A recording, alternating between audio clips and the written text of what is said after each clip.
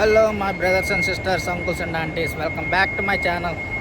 ఈరోజు టాపిక్ వచ్చేసి ఏంటంటే, నేను 21 days ఛాలెంజ్ చేయాలనుకుంటున్నాను. అదే పొట్ట ఎక్కువైపోయింది, కొంచెం 6 pack చేయాలని అనుకున్నాను అనమాట.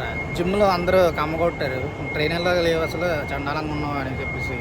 సో అందుకనేసి అయితే ఏంటంటే చేద్దామని అనుకున్నాను. కనీసం 21 days బ్లాగ్ చేద్దాం అనుకున్నాను. ఎన్నిసార్లు స్టార్ట్ చేశాను, బట్ ఎప్పుడు కూడా పూర్తిగా చేయలే. 3 రోజులు 4 రోజులే. ఇది 21 అయింది. ఎందుకంటానంటే ఆల్రెడీ 6 రోజులు పోయినాయి. జిమ్కి ఎలాగంటే తగ్గొడిసాను. అంటే నేను చేస్తున్న జిమ్లో కాదు, బయట జిమ్లో జాయిన్ అయి చేసుకుంటాను. మా జిమ్లో చేయడానికి కావద్దు. సో అది అనమాట.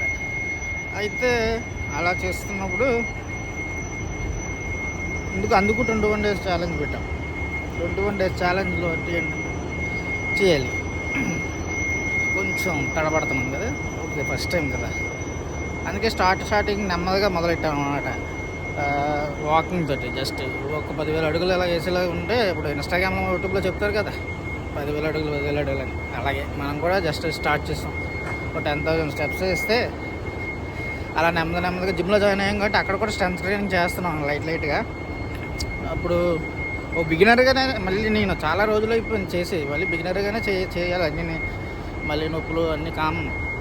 ప్రోటీన్ ఇంటేక్ కూడా 1 gram వచ్చేటట్టుగా చూసుకోవాలి, అలా మెల్లిగా బడ్జెట్లో. ఎందుకంటే డబ్బులు కూడా లేవు, బడ్జెట్లో ఉన్న చూసుకోవాలి అంతనా.